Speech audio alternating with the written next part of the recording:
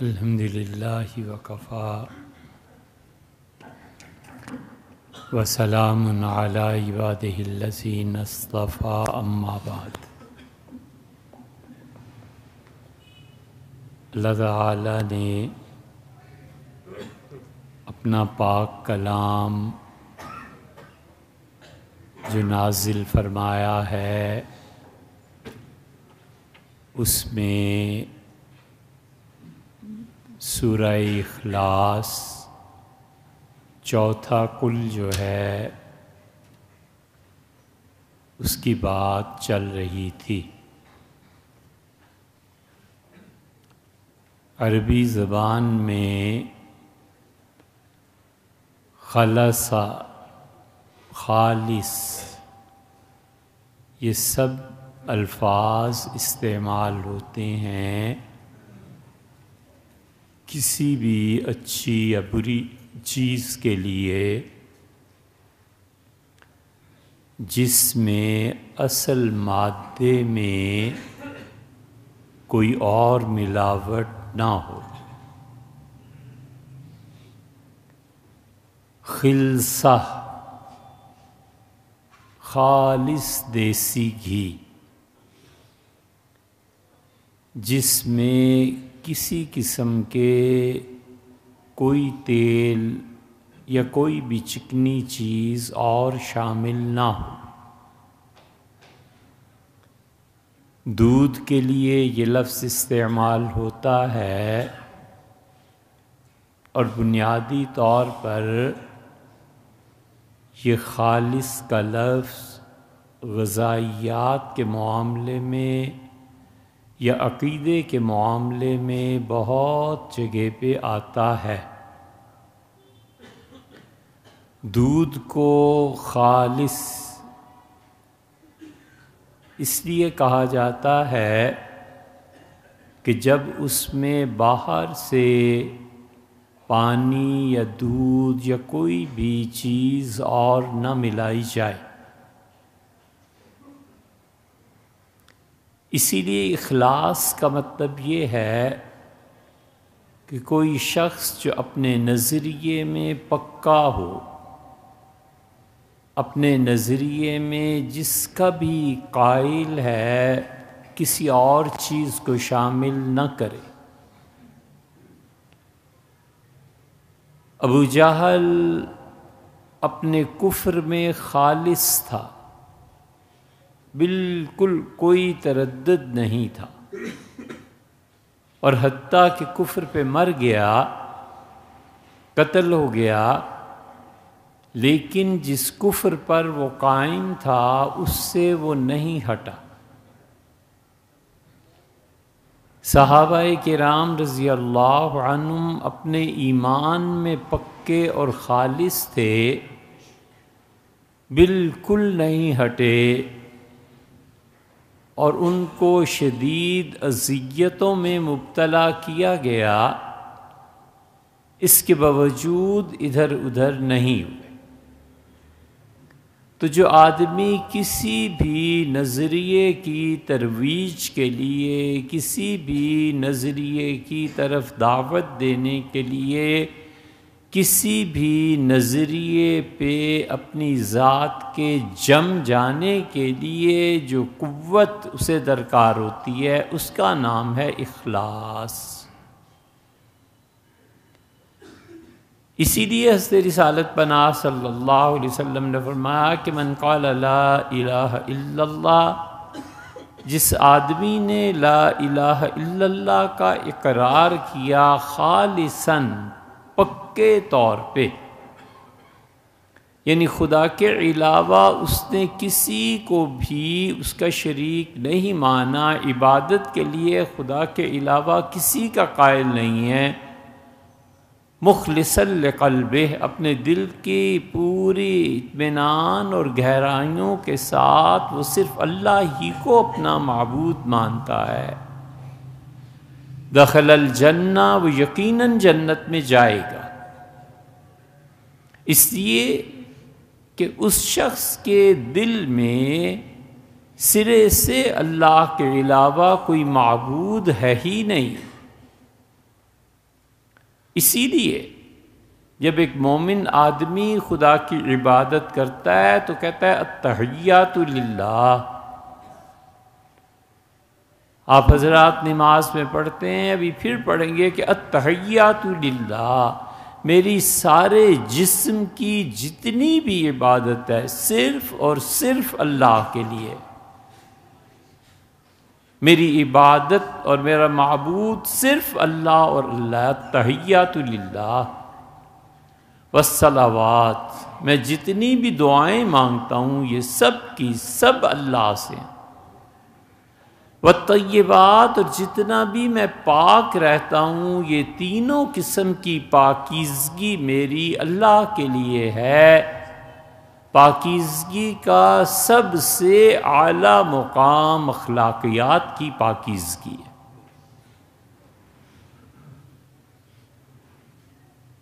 کہ وَلِيَعْوَذْ بِاللَّہ، وہ کافر ہی کیوں نہ ہو، جھوٹ نہ بولے، کافر ہی کیوں نہ ہو، اپنے دل کو دنیا کی محبت سے پاک کرے. جب دل فارغ ہو جاتا ہے مال کی محبت سے اور اپنی عزت کی محبت سے تو یہ شخص ناقابل خرید ہو جاتا ہے. اسے کوئی پرواہ نہیں ہوتی کہ میں غریب ہوں کہ فقیر ہوں، پیسے ہیں یا نہیں ہیں، رات کھاؤں گا یا بھوکا سوؤں گا، کچھ نہیں.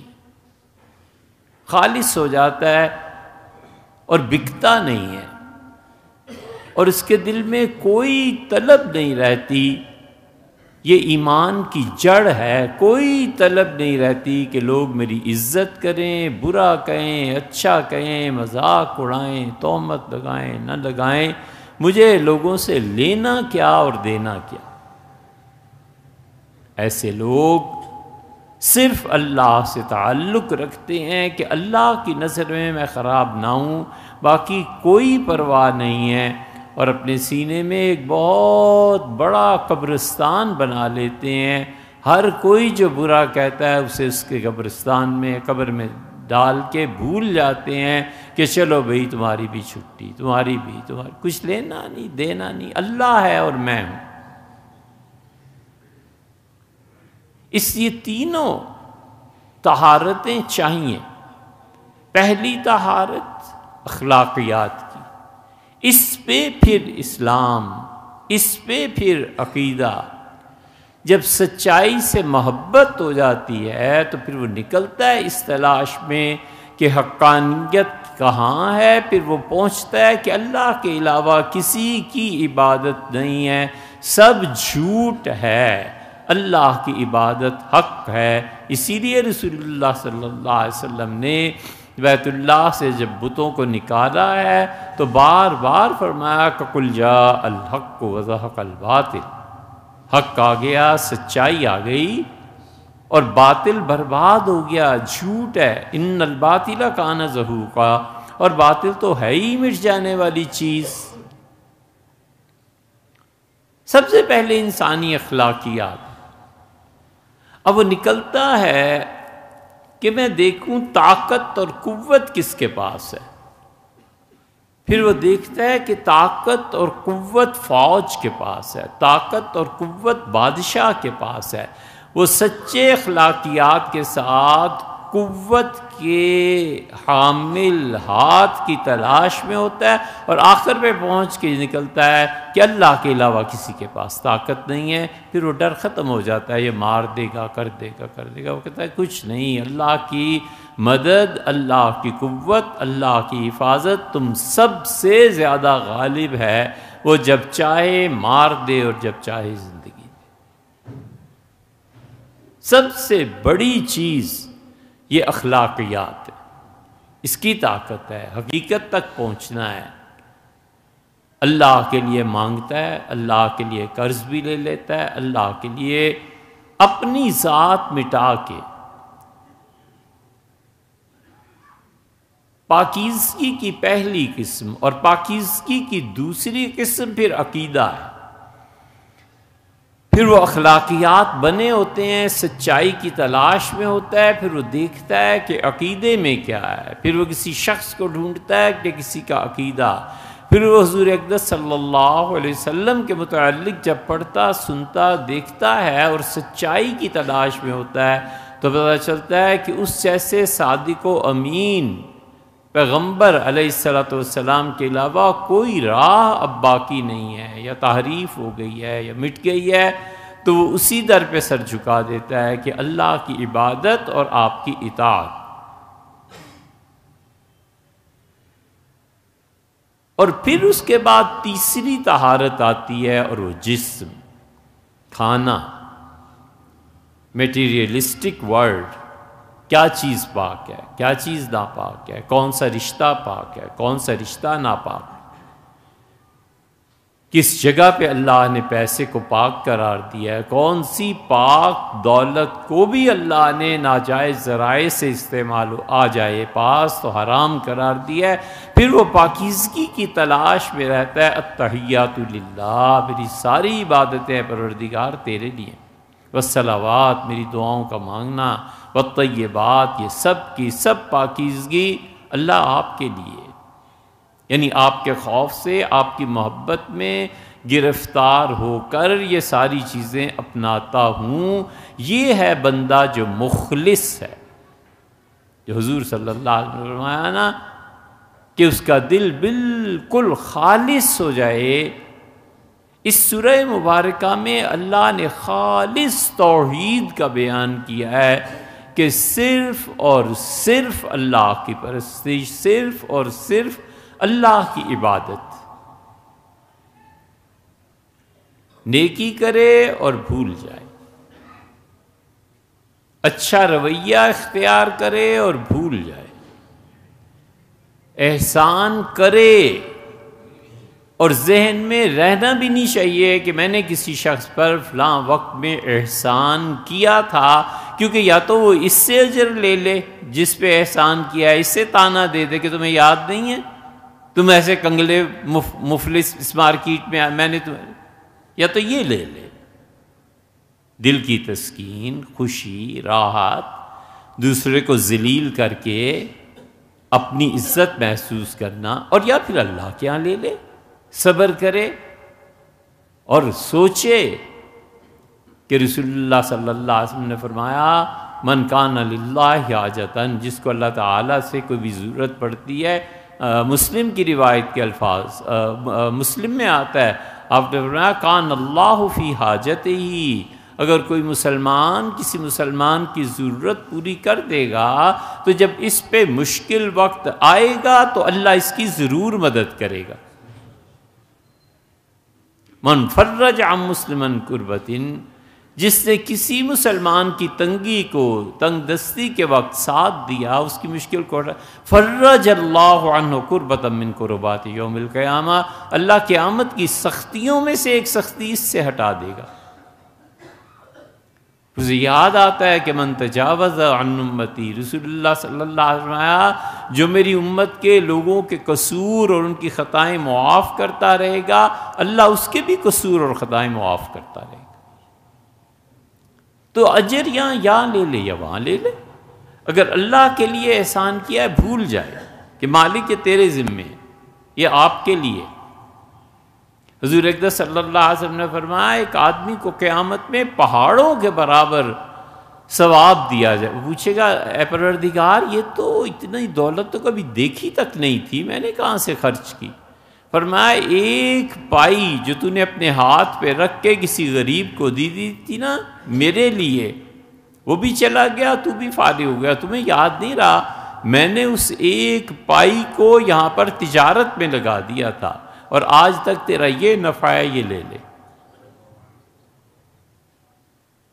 اسی لیے رسول اللہ صلی اللہ علیہ وسلم زور دیتے ہیں کہ اخلاص ہو، صرف اللہ کی عبادت، صرف اللہ کے لیے پاکیزگی، صرف اللہ کے لیے طہارت، صرف اللہ سے دعا مانگنا۔ اور فرمایا یہ کہہ دیجئے لوگوں سے، اعلان کر دیجئے۔ قرآن کریم میں جتنی آیات پہ آتا ہے نا کہ لوگوں کو بتاؤ، کل لوگوں میں اعلان کرو یہ خاص طور پہ سوچنے کے اور سمجھنے کے اور پڑھنے کے قابل ہوتی ہیں. ویسے تو پورا قرآن ہی، لیکن اللہ جہاں یہ کہتے ہیں نا کہ کل آپ یہ بات کہیے، لوگوں میں ڈھنڈورا پٹوا دیجئے، لوگوں میں بات پھیلا دیجئے. پہلے پارے کے سورہ بقرہ میں پہلے پارے کے بالکل آخر پہ 3 جملے ارشاد فرمائے ہیں. ان تینوں آیات کو صبح شام پڑھنا چاہیے، اپنے ورد میں شامل کر لینا چاہیے. ایک فوٹو کاپی کرا کے رکھ لے اور مہینہ 2 مہینے پڑھتا رہے، خود ہی یاد ہو جاتی ہیں. پہلی آیت، دوسری اور تیسری، آخر پہ آتا ہے وَنَحْنُ لَهُ مُسْلِمُونَ، اور اللہ ہم صرف اور صرف تیرے لیے ہی مسلمان ہیں. اللہ کہتا ہے، میرے بندے کہتے ہیں وَنَحْنُ لَهُ عَابِدُونَ، اور اللہ ہم صرف اور صرف تیری عبادت کرنے والے ہیں. اسی یہ جو آیات ہے، نَحْنُ لَهُ مُسْلِمُونَ، نَحْنُ لَهُ مُخْلِصُونَ، نحن لہو عابدون، یہ تینوں آیات صبح شام پڑھتا رہے، اللہ نے چاہا تو موت کے وقت بھی بالکل اطمینان سے جانا ہوگا، کیونکہ اس نے اپنے آپ کو اللہ کے حوالے کر دیا. رسول اللہ صلی اللہ علیہ وسلم فرماتے تھے کہ ہر وہ چیز جو اللہ کے حوالے کر دی جائے اللہ ضائع نہیں کرتا. حضرت نظام الدین اولیاء رحمۃ اللہ علیہ نے فرمایا، فوائد الفواد میں فرماتے تھے سارا موسم پورے پھلوں کا گزر جاتا تھا، اور والدہ فرماتی تھیں کہ اس پورے خربوزے کے موسم میں، آم کے موسم میں ہمارا حصہ نہیں تھا بیٹے. تو فاقہ ایک دن پڑ گیا، تو جو خاندانی نوکرانی چلی آتی تھی